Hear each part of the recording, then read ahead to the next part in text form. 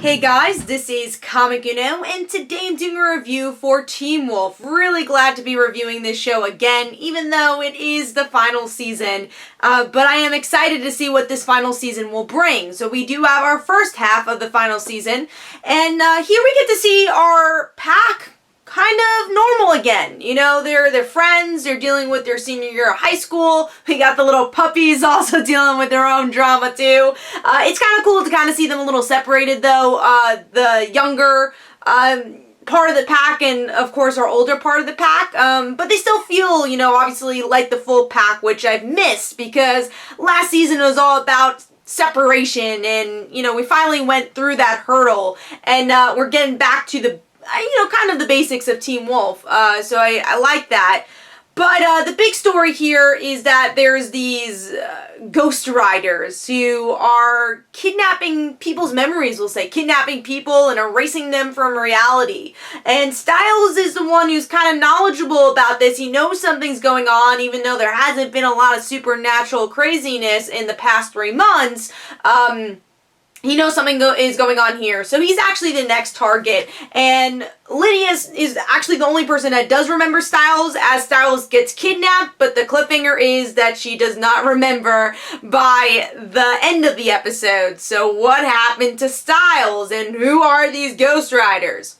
So what I think of the episode overall, I thought this is a really solid premiere for Teen Wolf, and again, gets me excited about the show again. Last season, I think it definitely had its hurdles with the Theo character, with the Dread Doctors. It just felt too separated. It wasn't the pack, and here we really get to see all the aspects we love about Teen Wolf.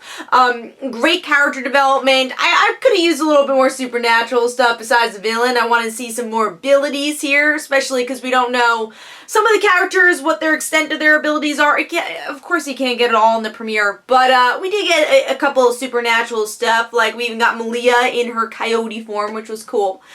But yeah, this was a Stiles episode, and it worked well, because as we know, Stiles is the glue of this show, and what is Teen Wolf without Stiles? Well, we're gonna have to figure that out here.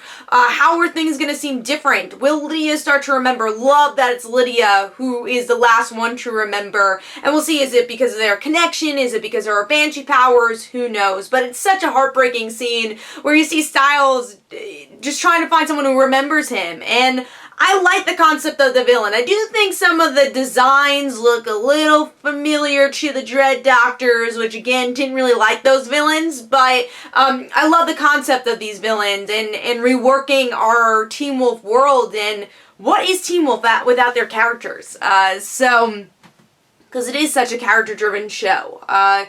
So very excited to see where these villains go, and hopefully they won't be as two-dimensional as like, oh, alright, gotta go get another person. You know, hopefully it's a little bit bigger than that. I don't want it to be repetitive as the season goes on. So we'll see, but I like this episode a lot, and again, I think it's definitely Teen Wolf going on the right track.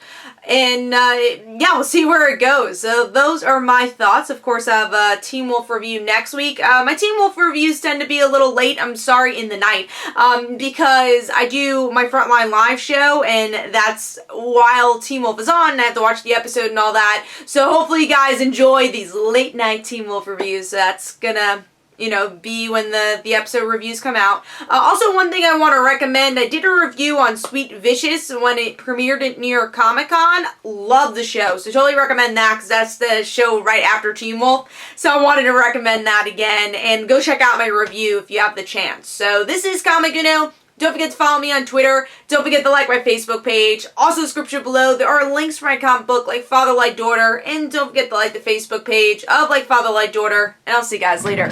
Bye.